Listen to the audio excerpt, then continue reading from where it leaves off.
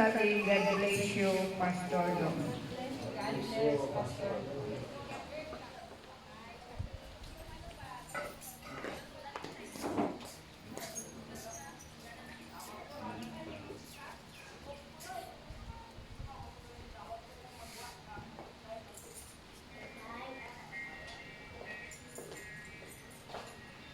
Praise God. So wala pong pagtatagal mga kapatid. Tayo po lahat ay tumayo at ating pong purihin ng Panginoon.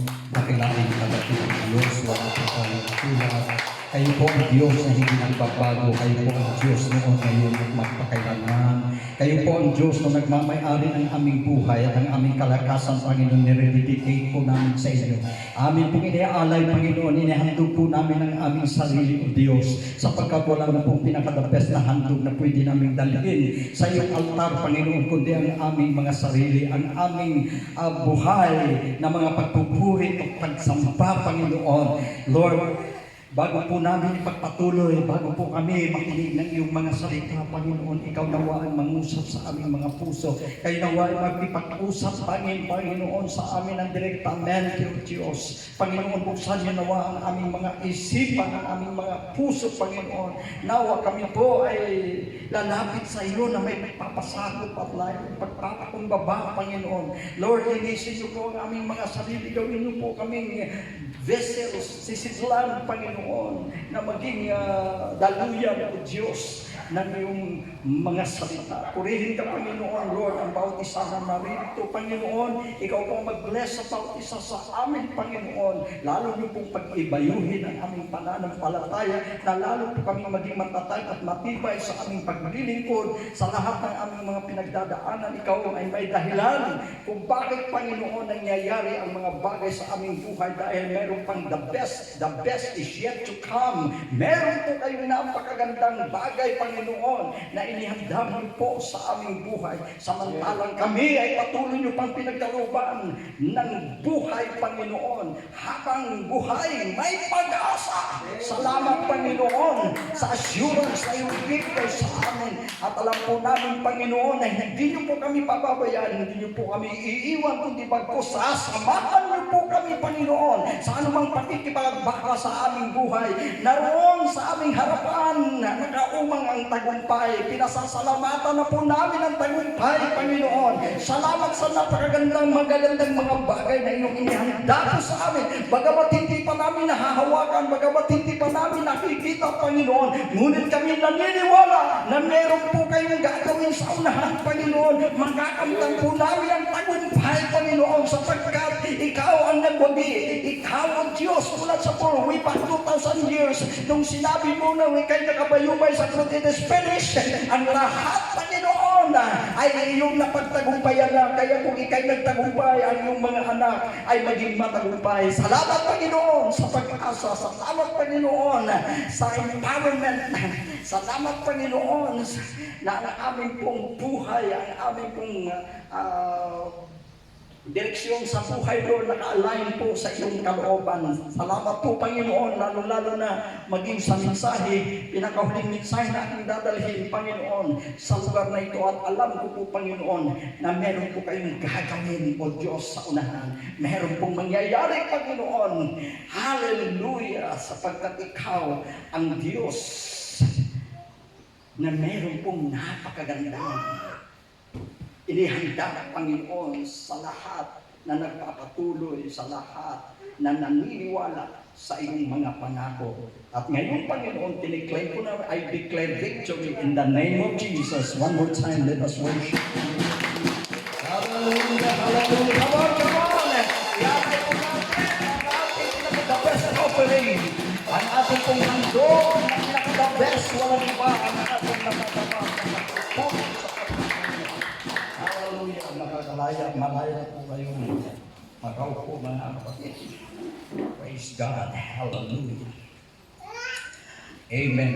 Ang scripture po na aking dadalhin sa inyo ay taken from the book of Habakkuk chapter 2, verse 3. Ganito po ang pagkakasabi ng salita ng Panginoon sa Habakkuk chapter 2, verse 3. For the vision is yet an appointed time, but at the end He shall speak and not lie.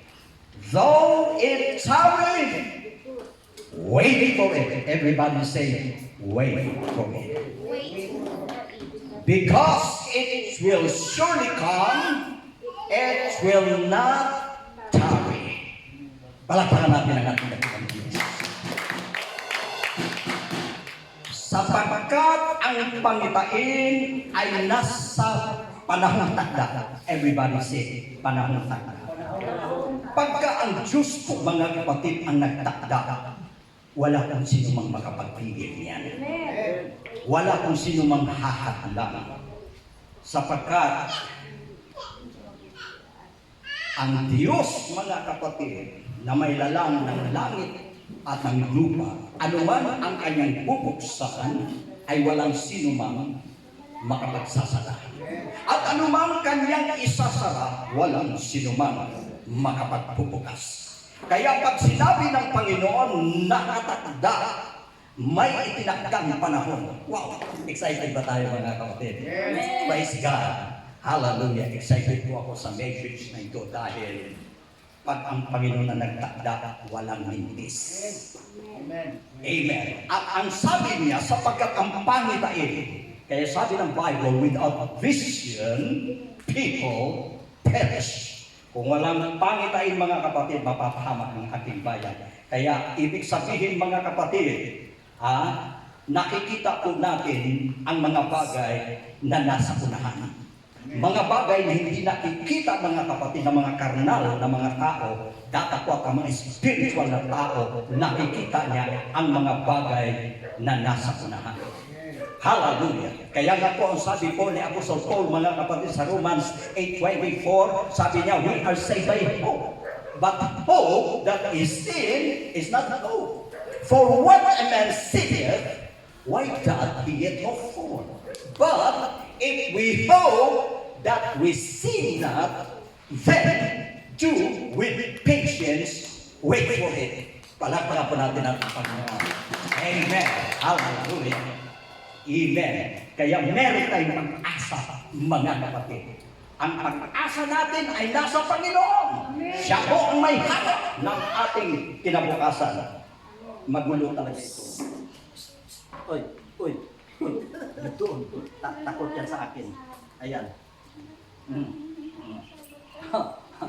Nakukuha yung atensyon, hindi na nakakapakinig. Bigla na sa kwan. Everybody say amen. Amen. Hallelujah. Praise God. Whew. Masaya ba kayo, mga kapatid? Amen. Excited ba kayo sa mga sasabihin ng Panginoon sa atin? Kaya nga, mga kapatid, inuulit ko, ang ating pag-asa ay nasa Panginoon. Sapagkat ang Panginoon ang nakasisiyasat ng lahat ng mga bagay. Siya ang nakakaalam sa mga bagay, mga kapatid, na nasa unahan. Kaya past, present, and future, alam ng ating Panginoon.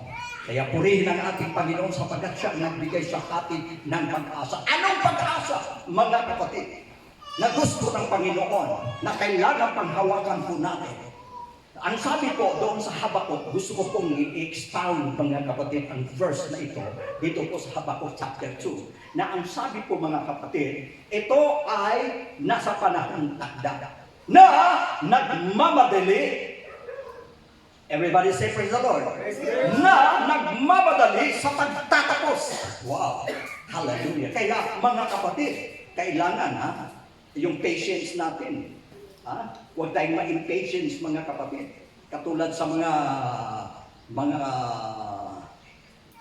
tao ng Diyos nung nakaraan, nakita natin ang consequence pag sila po ay na-impatience. Pero ngayon, nais ng Panginoon na kailangan na tayo po ay maging matiisin sa kalooban ng Panginoon.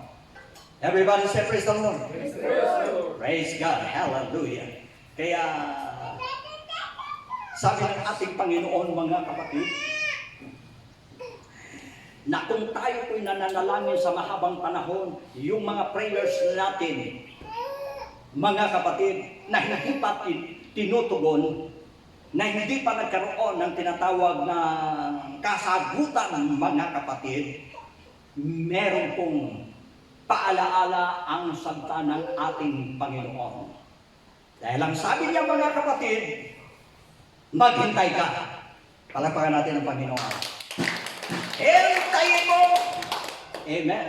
Hintayin mo! Kahit ito po, mga kapatid, bakit may dahilan kung bakit nadidelay? Ibig sabihin, mga kapatid, mayroon pong proseso ang ating Panginoon. Pinoproseso niya po ang ating character, pinoproseso niya po ang ating buhay, kung paano po tayo, mga kapatid, lalo pong magtiwala at manindigan sa mga salita ng Panginoon. Magtiwala at angkinin ang mga pangako ng Panginoon. Dito po nasusubok, mga kapatid, ang ating pong pananampalataya kung hindi po tayo nag-aalinlangan sa lahat ng kanyang mga pangako. Everybody say praise the Lord.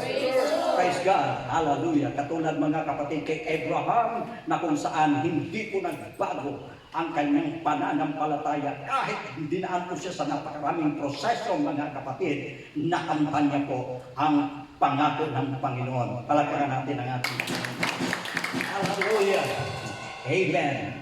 Praise God. Kaya sabi nga, mga kapatid, ang unang statement doon sa Habakkuk chapter 2 verse 3, mga kapatid, sapagkat ito'y nakatakdala at ang good news dito, nagmamadali sa pagtatapos. Ibig sabihin, mga kapatid, kunting tiis na laban. Kunting higpit na laban ng sinturon. At gusto ng Panginoon, mga kapatid, na yung ating pong paniniwala sa kanyang mga salita, dapat, mga kapatid, hindi po tayo mag-alinlangan, kundi bagkus angkinin po natin, mga kapatid, ang kanyang mga pangako, sapagkat tested and proven sa lahat po na nananalig sa ating Panginoon, hindi po sila na-disappointed. Talagang tinugod ng Panginoon ang desire ng kanilang puso. Purihin ang Panginoon. Alam ng Diyos, mga kapatid, ang desire ng ating mga puso. At ang sabi ng Panginoon dito sa Habakkuk, maghintay ka! Everybody say praise the Lord. Kasi ang tao, mga kapatid, masyadong maiksi ang pasensya. Kaya nga, tingnan niyo po, ang 1,000 years equivalent to 1 day in the Lord. And 1 day in the Lord equivalent to 1,000 years. Kung baga sa mga kapatid, kung ilagay po natin ang tinatawag na, kung pag-usapan po natin ang pasensya, just imagine, ang one day, ang palagay, parang 1,000 na sa mga tao. Ibig sabihin, mga kapatid, hallelujah. Kaya nga, maraming nasiraan ng loob sa paghihintay dahil akalain nila, mga kapatid, wala nang mangyayari. Katulad kay Moses, nung nakipag-ugnay si Moses sa ating mahal na Panginoon, na nakipag-heart to heart si Moses sa ating Panginoon, pagkatapos iniwan niya sandali ang bayan, mga kapatid. Now, siyempre, 40 days and 40 nights, mga kapatid, si Moses, 40 days and 40 nights lang. Ano ang nangyari sa sambayang Israel? Mga kapatid, hindi na nila matiis, hindi na sila makapaghintay. Kaya ano ang suggestion nila doon sa leader, doon sa kay Aaron? Bakit? Hindi tayo gumawa ng guya para ating sambahin. Yung Moses na yan, hindi na natin alam. Iniwan na tayo, binabayaan na tayo, hindi na natin alam kung ano nang nangyayari sa kanya. Halika kayo, mabuti, yung mga earrings, lahat ng mga ginto ninyo, ipunin natin. Mas maganda pa na sumamba tayo sa Diyos-Diyusan. Mayroon pa tayong mag-i-enjoy pa tayo. Dahil sa na-impatient sila, mga kapatid, hindi sila nakapaghintay, hindi nila naantay si Moses para sana, kung nakapag-antay sila, mga kapatid, wala sanang napakaraming buhay na nasawi, wala sanang napakaraming buhay na namatay nung bumaba si Moses. Dahil Hindi sila makapaghintay. Anong nangyari mga kapatid? Na ang sambayang Israel gumawa ng mga karumal-dumal na kasalanan sa mata ng Panginoon.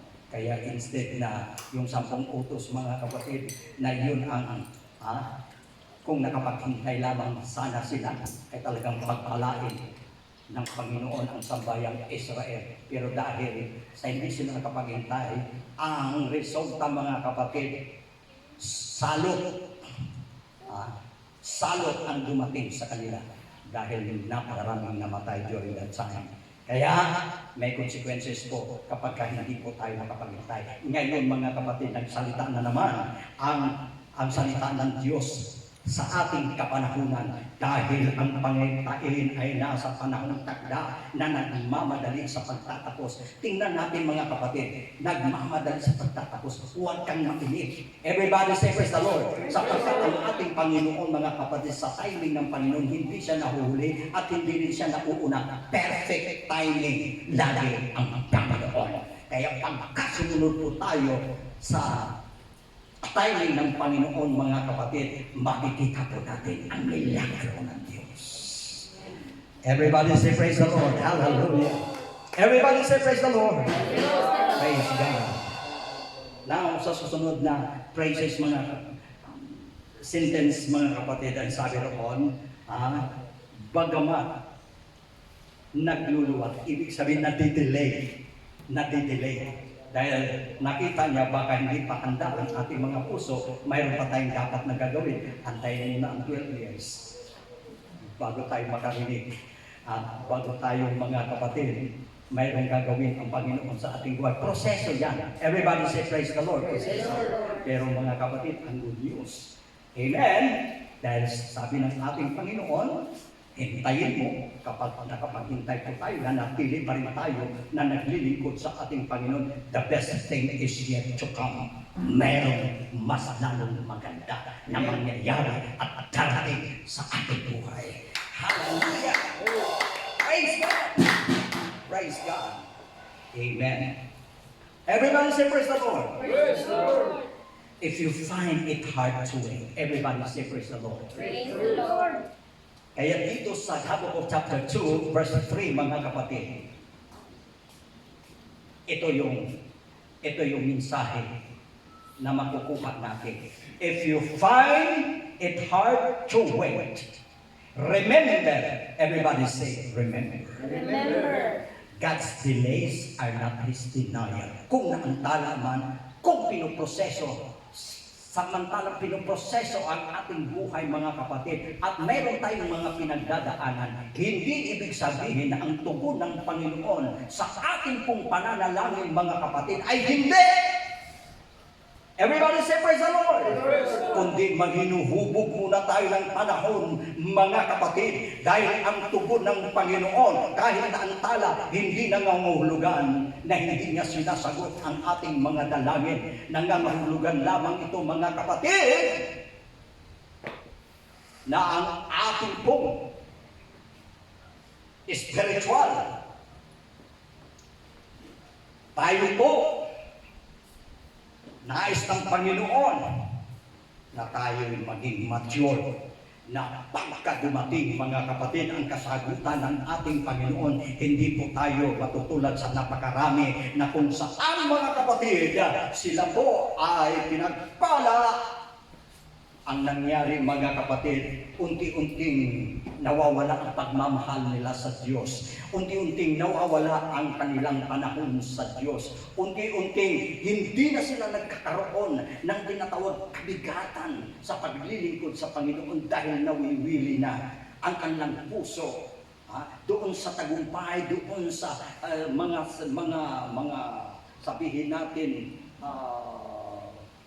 mga blessings, mga dumating na mga pagpapala sa kanilang buhay, na kung tutusin ang lahat ng iyan galing sa ating Panginoon. Everybody say praise the Lord.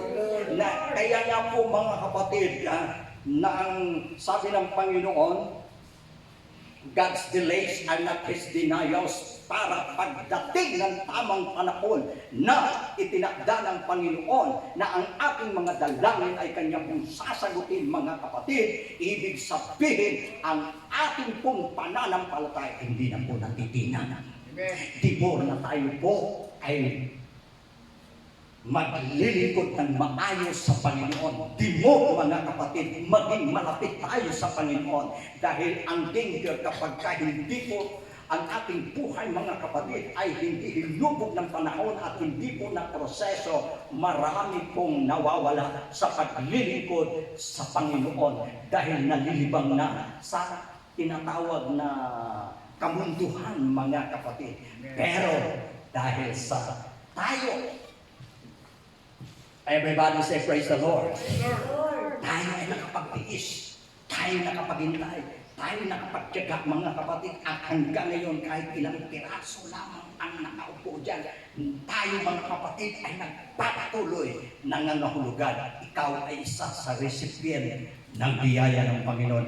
Ikaw ay isa sa makakatanggap ng pagpapala ng Panginoon. Bakit? Nakapaghintay po tayo sa proseso ng ating Panginoon. Palakpakan po ng ating Panginoon. Hallelujah. Hallelujah. Dahil yan ang katotohanan, mga kapatid. Mahirap talagang maghintay. Right? Mas maigi pa ikaw ang hintayin kaysa ikaw maghintay. Kahit na kung may mga appointment, kung may mga kapatid, kung minsan, ang tagal na yung inaantay mo, hindi ka na napapakali. Kaya yan, if you find it hard to wait, remember God's delays are not His denials. Yan ang kagandahan. Pag tayo po, mga kapatid, ay naniniwala sa mga pangako ng ating Panginoon, dahil nakita po natin kung ano po ang kalooban ng Diyos para sa kanyang mga tao. Hindi po nais ng Panginoon, mga kapatid, na ang kanyang mga anak ay hindi po makakaranas ng tagumpay. Everybody say praise the Lord. Gusto ng Panginoon, mga kapatid, maranasan po natin ang tagumpay na ibibigay ng ating Panginoon. Ang proseso, mga kapatid, kung bakit na-delay, kapag ikaw ay positibo, hindi nangangahulugan na ang pagkaantala ay wala ng pag-asa. May pag-asa. Everybody say praise the Lord. Mayroong pag-asa, mga kapatid. At ang good news, everybody say good news. Ha? Good news.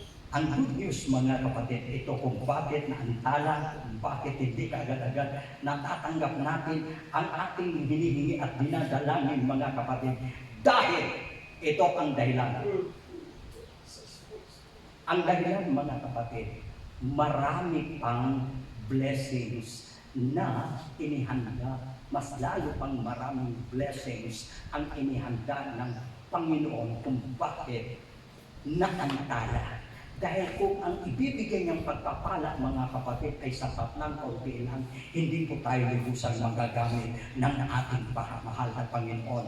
Pero dahil naantala at ang kanyang layunin na dimor na ikaw ay makakatanggap ng mas maraming blessing, kaya naantala. Palakpakan natin ang ating Panginoon. Hallelujah. Praise God. Hallelujah. He has greater blessing and store for you.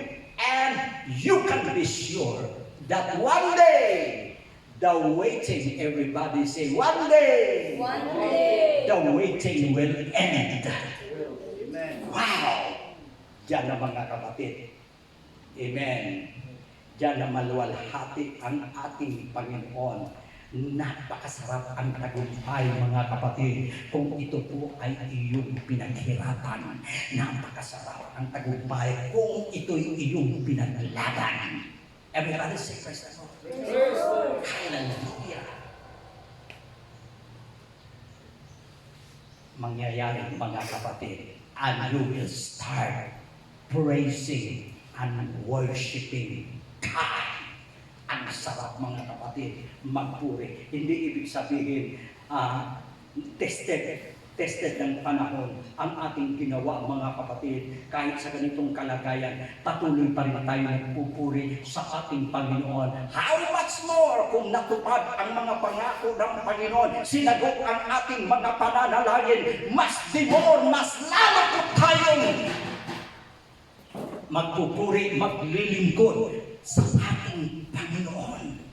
Amen. Ang sarap mag-worship, mga kapatid, kung tinugon ang iyong dalangin. Let us worship the name of Jesus. Praise God. Praise God. Amen.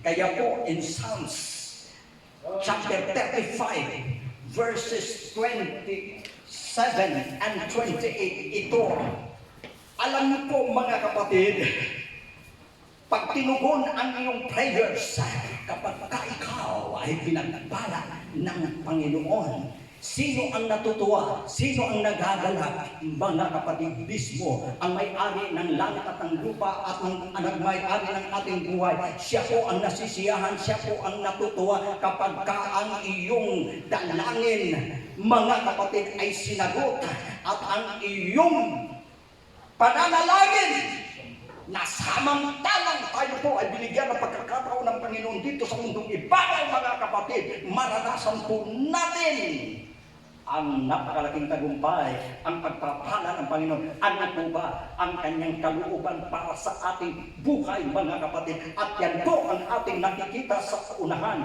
na sinabi ng Panginoon na sa panahon tagda at sa panahon na itinakda ng Panginoon at ginawa ng Panginoon at sinagot ng Panginoon at sa tamang panahon maranasan mo, maangkin mo ang iyong hinihingi at dinadalagin. Ito ang sinasabi sa Psalms 35 verse 28, mga kapatid, na ang sabi doon, let them shout for joy and be glad that favor the righteous cause. Let them say continually, let the Lord be magnified, which hath pleasure and the prosperity of his servant. Let us worship the name of Jesus.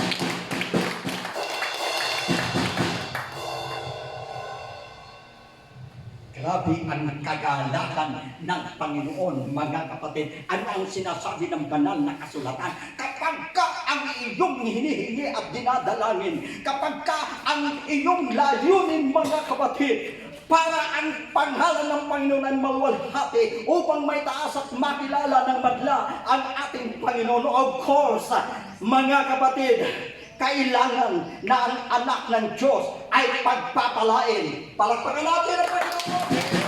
Kailangan, mga kapatid. Tested and proven po yan. Ano ang sabi? Money is the only thing in this world that can make you respect, love, and power.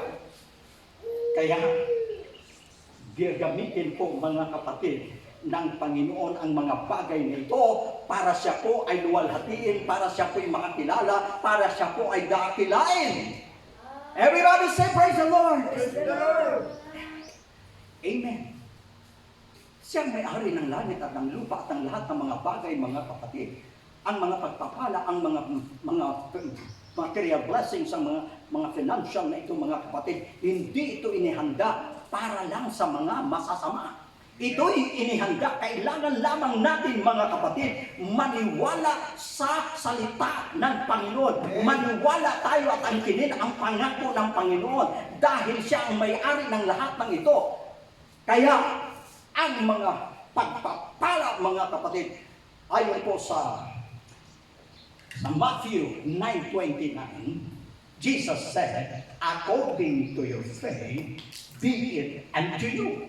Alinsunod sa inyong pananampalataya ay mangyayari sa inyo. Kaya, mga kapatid, kung naniniwala po tayo sa mga pangako ng Panginoon, sa kanyang mga salita, mga kapatid, kung ano ang iyong pinaniniwalaan, gayon ang gagawin ng Panginoon sa ating buhay.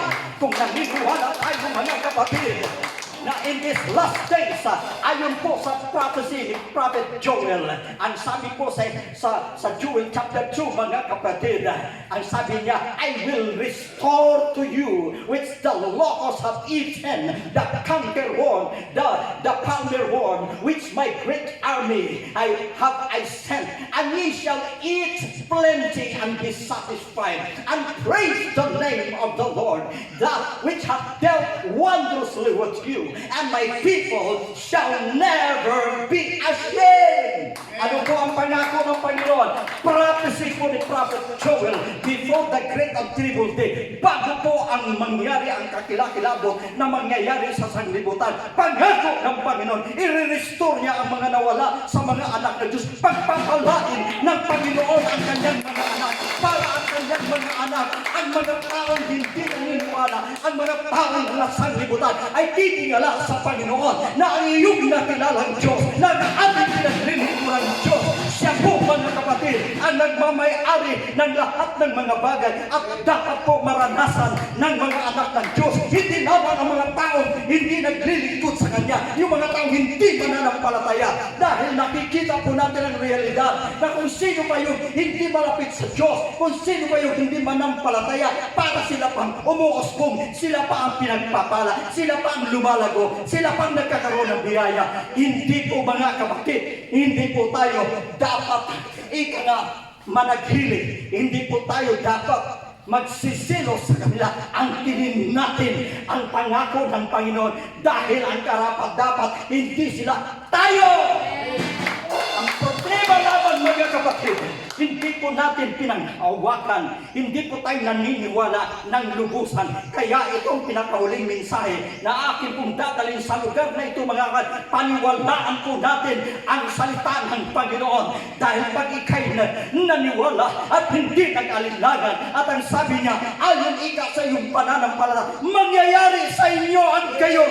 Kaya kung naniniwala po tayo, mga kapatid, na ang ating Diyos na pinaglilingkuhan ay Diyos na makapangyarihan, Diyos na may-ari ng lahat ng mga bagay, dapat ikaw na anak ng Diyos, mga kapatid, ikaw ay pagpapalain.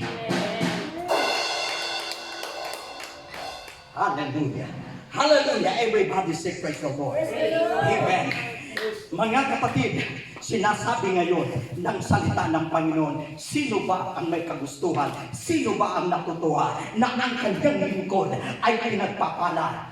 Mismo ang Panginoon. Ano ang sabi ng Panginoon? He hath pleasure and the prosperity of His servant. Natutuwa, nalulugod ang Panginoon kapag nakita niya ng kanyang mga anak nakakatambasa ng siksik-liklik, umaapaw na pagpapala. Dahil kung siksik at umaapaw na pagpapala, marami po tayong magagawa. Marami po tayong matutulungan. Marami po tayong maabot kahit saan, mga kapatid. Kahit saan nais natin pumunta, sa alimang mga gawain, saan mang lugar, mga kapatid, ang ating buhay ay liliwanag.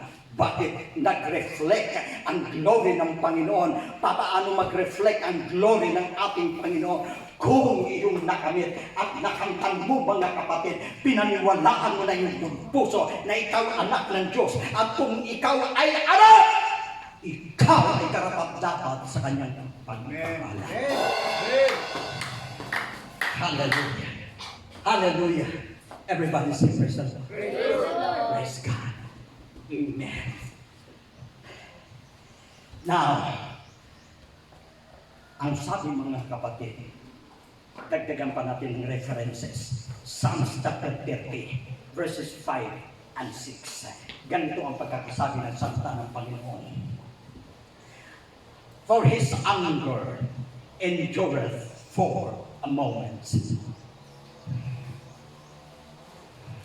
and His favor is life. Weeping may endure for a night, but joy cometh in the morning. Wow! Everybody say praise the Lord!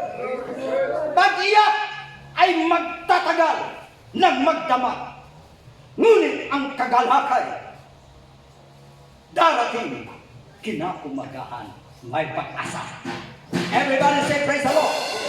Everybody say amen! Kinaumagahan darating ang kagalakan. Oh, hallelujah! Kaya sinabi ko kanina mga kapatid, bakit na-delay? Pinoproseso ng Diyos ang ating buhay. Kung tayo nga po ba ay karapat-dapat ng tumanggap sa mga pagpapala ng Panginoon. Dahil ang realidad, ang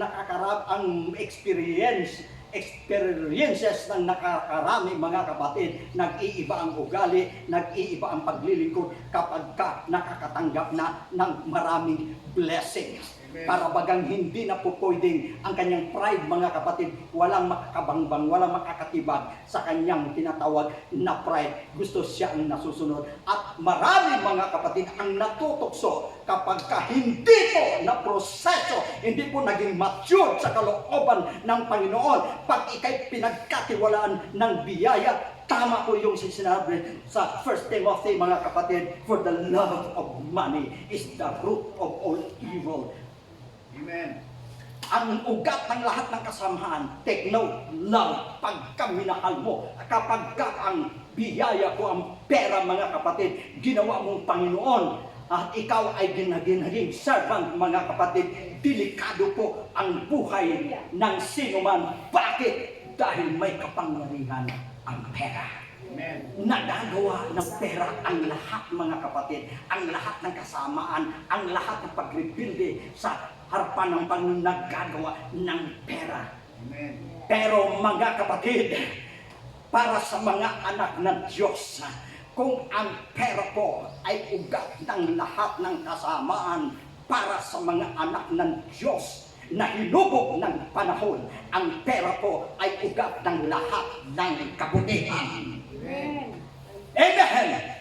Dahil kung may pera ka mga kapatid, at ikaw anak ng Diyos, anumang bagay na matuwid, anumang bagay na kaibig-ibig, anumang bagay na kagalang-galang, anumang bagay na malinis, yun ang iyong gagawin, yun ang iyong susuportahan. Hindi pag-uusbong, hindi pag-lalago ang gawain ng Panginoon mga kapatid. Dahil anumang bagay na matuwid, anumang bagay na mabuti, anumang bagay na kaibig-ibig, mga kapatid, financially, meron back up dahil sa tunay na buhay. Isang halimbawa para ma-enlighten ang ating mga kaisipan. Sige nga, pumunta ka ng laot. Ikaw nga ay mangisda, ikaw nga'y mangawil mga kapatid. At yung iyong kawil, walang pain. Maghapon ka lang doon sa laot mga kapatid. Palibhasay, ang nakikita nila, kawil lang, walang pain. Sabi ng mga isda, pikat o watata. Ang kumain ng taga mo, butiti.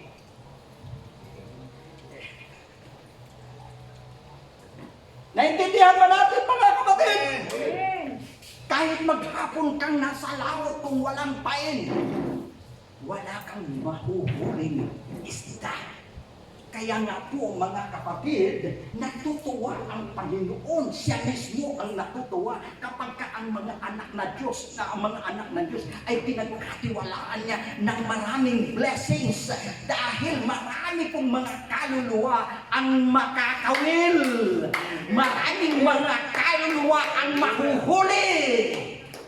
Amen. Kaya nga po sinasabi ko paulit-ulit sa inyo mga kapatid, pagdating po sa tinatawag na pera, mahigit 2,000 verses, napakaraming mga verses na nagpapatunay tungkol sa salapi, tungkol sa pera, mga bakit ito talaga ang napakalaga. Ang kailangan lamang kung sino ang karapat-dapat, kung sino ang pagkatiwalaan, dahil pag naibigay ito sa masamang kamay, mga kapatid, usbong lalago ang masama. Pero kapag ka ito'y naangkin, tinanggap ng mga tao, ng mga tunay na naglilingkod sa ating Panginoon, maraming mga malintas na kaluluwa. Amen. Hallelujah. Hallelujah. Hallelujah. Everybody say praise the Lord. Praise the Lord. Praise God. Praise God. At sinabi mga kapatid, ibaba lang natin sa sunod na verse, mga kapatid, doon sa Psalms 35, let them shout for joy and be glad which hath pleasure the prosperity of his servant. And my tongue, ito ngayon ang mga hinubog ng panahon, ito ngayon ang pinroseso ng Panginoon ng mga anak ng Diyos. At pagdating ng panahon na sila po ay pinagpapala mga kapatid, ang kanilang maging attitude, ang kanilang magiging buhay mga kapatid ay ito. Ano ang sabi ng Biblia? And my tongue shall speak of thy righteousness and of thy praise all the day long. Palakpakan natin ating dahil. Ganito pala mga kapatid, ang mga anak ng Diyos na talagang naging matatag, naging matibay sa paglilingkod sa Kanya, na kapag siya po ay pinagpapala ng Panginoon, mga kapatid, ano ang kanyang magiging buhay? Oh! Ang kanyang magiging buhay ba? Ang aking dila, everybody say, ang aking dila, ay magpapahayag ng katuwiran ng Diyos. At ang aking, and of thy praise all the day long, ang aking dila ay magpapahayag ng katuwiran ng Diyos at aking pupurihin ang Panginoon sa buong panahon. Hallelujah! Ito ang ating inaasam-asam sa buhay natin, mga kapatid, dahil ang kaligayahan natin ay sa piling ng Panginoon. Ang kaligayahan natin bilang manampalataya ay maglilingkod sa ating Panginoon. Everybody say praise the Lord. Amen. Kaya naman, mga kapatid, din mo kapag tayo po ibinigay ng Panginoon ang mga biyaya pagpapala sa atin, mga kapatid ko, ang ating pong maging prinsipyo laging namumutawi sa ating mga labi ang kadakilaan ng ating Panginoon, ang mga pagpupuri. Ibig sabihin, mga kapatid, kinagiliwan ng iyong kaluluwa na ikaw maglilingkod ng maayos, maglilingkod ng tapat, maglilingkod, iibigin mo lalo ang ating Panginoon dahil na-involve ka, mga kapatid, sa iba't ibang uring mga gawain para sa ating Panginoon. Kaya naman ang iyong kaluluwa, mga kapatid, ay lulusog. Ang iyong paglilingkod ay magiging masigla dahil saan mang may gawain, anuman ang gawain ng Panginoon, ikaw po ay mayroong involvement. Everybody say praise the Lord. Yan po ang ating kagalakan, mga kapatid, sa buhay na ito. Dahil alam naman po natin mula sa salita ng Panginoon na ang mga bagay, mga kapatid, na material, ito ay pangsamantala. Ngunit ang mga bagay na ayon sa Espiritu ay walang hanggan. Ibig sabihin, ang tanging forever at namamalaging mga bagay, mga kapatid, na ating gagawin dito sa lupa, kung tayo po ay naglilingkod sa Panginoon, kung minahal po natin ang ating Panginoon, nag-invest po tayo ng maraming panahon sa ating Panginoon, mga kapatid, yan po ang forever. At ang lahat ng iyong mga ginawa alang-alang sa ating Panginoon, yan po ay hindi niya kalilimutan, kundi bagkos ang lahat ng iyong investment, lahat ng ating ginagawa alang-alang sa ating Panginoon, mga kapatid, ay mayroon pong kaakibat na gantimpala. May reward po tayo. Tandaan po natin yan. Wala masasayang o maging walang kabuluhan kapag tayo po ay gumawa alang-alang sa ating Panginoon. Kaya nga si Apostol Pablo, mga kapatid, ay mayroon pong encouragement sa bawat isa sa iglesia na nasa Corinto. Ang sabi na, be steadfast and movable, always abounding in the work of the Lord. For as much as you know that your labor is not in vain in Christ. Yan ang forever na mga bagay na ating ginawa dito sa lupa na kailanman, mga kapatid ko, ay hindi po mawawala, hindi po kukupas, hindi po, mga kapatid, mawawalang saysay. Yan po, mga kapatid, ay mamalagi magpakailan-kailanman. Hallelujah! Paano natin magawa, mga kapatid, na makakagawa po tayo ng the best na kung saan maialay po natin, maihandog po natin ang ating buhay, mga kapatid, na kapakipakinabang. Malimit ko pong sinasabi, mga kapatid, kapag ako'y namatay, ang desire ng puso ko, mga kapatid, die useful. Dapat magkamit ang buhay na ito. Hindi mamatay ka na hindi ka nagagamit ng lubusan para sa ating Panginoon. Pero ang desire ng puso ko, die useful. Everybody say praise the Lord. Praise God. Napakaganda, mga kapatid ko, na pag ikay namatay, anuman ang iyong mga shortcomings, anuman, mga kapatid ko, ang lahat na kung saan ang iyong sabihin natin, nagiging sabihin natin, shortcomings mo o kaya ano man ang mga sabi nga, huwag kang mapipintasan, ganito na lang. Hindi ka mapipintasan ng mga taong mga kapatid kung ikaw ay mamatay na respectful. Kung ikaw ay mamatay ng respectful, mga kapatid, wala kang inagyabyan ng tao. Wala kang sinaktang tao, mga kapatid. Ang lahat ng ito, dahil ikaw ay blessed, ikaw ay pinagpapala, ang lahat ng yung mga pagkukulang, mga kapatid, pwede mong mapupunan yan. Dahil ang sabi ng banal na kasulatan, mga kapatid, let your light shine before men, that they may see your good works and glorify your Father which is in heaven. Paano mag-glorify? Paano maluwalhati ang ating Panginoon? Sa pamamagitan, mga kapatid, ng ating mga mabubuting gawa. Ngayon, paano tayo, mga kapatid, makakagawa ng mabubuti, makakagawa for the glory of God? Kailangan natin ng financial blessings. Amen. Hallelujah. Hallelujah. Everybody say praise the Lord. Everybody say praise the Lord. Praise the Lord. Purihin ang Panginoon. Wala talaga, mga kapatid. Wala talaga. Wala talaga mga hindi ka maging kagalang-galang.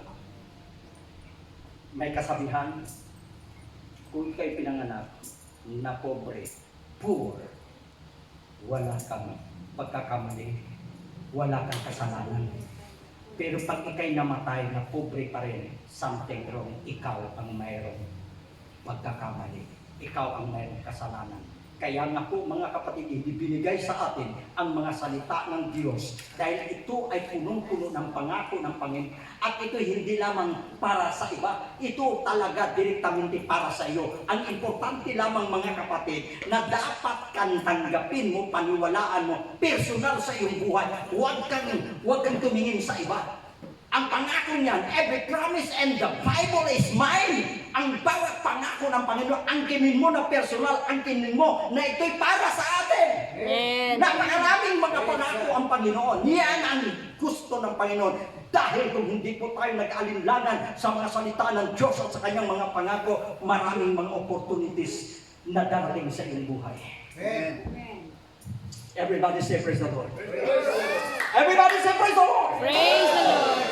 Hallelujah. Amen. Kaya, dito ako magtatapos, mga kapatid. Achievements.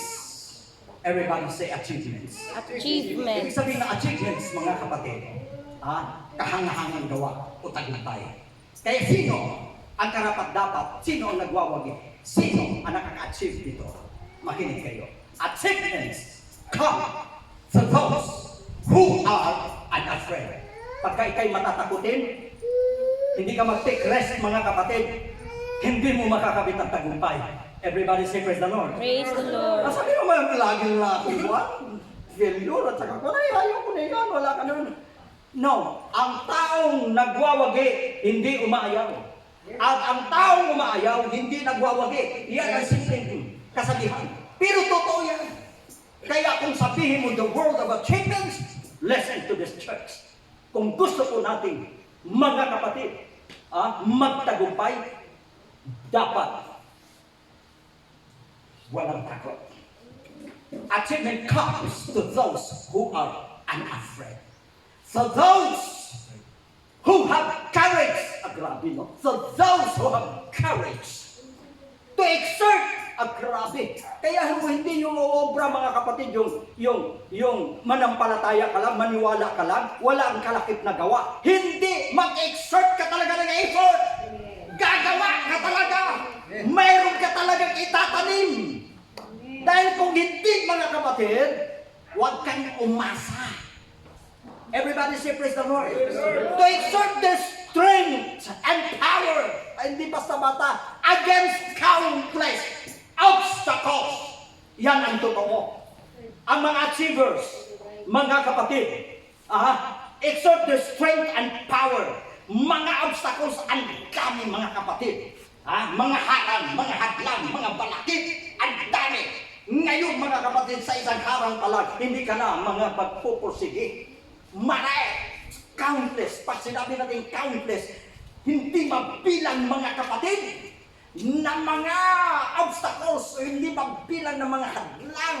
Kaya kung nasiraan ka na ng loob sa una, dalawang, tatlo mga kapatid, you are not qualified. Hello? You are not qualified because achievements to those who exert their strength and power against countless obstacles and have the guts and determination. Everybody guts. Determination.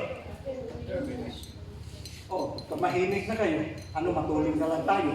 Maniwala na lang tayo na bababa ang blessings. No, they have the guts and determination to accomplish what they have started to do.